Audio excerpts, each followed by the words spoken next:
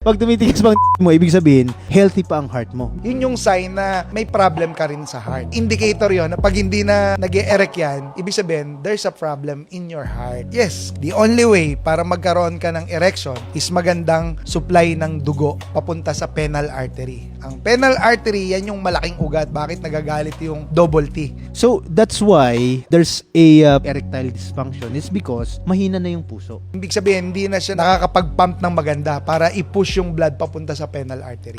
Maybe, na-abuse ang katawan natin. Magpo-46 na ako. Hindi ko alam, yung internal organ ko, pang-50 na pala. It depends how you abuse your health. Kung marami kang bisyo, mahilig kang magpuyat, expose ka sa mga chemicals or whatsoever, mas mabilis na nag-age yung internal organ mo compared doon sa physical age natin. Kaya, sinasabi din naman ng mga medical expert na ang sexual activities is a good form of exercise. King Tut Capsule, food supplement for men.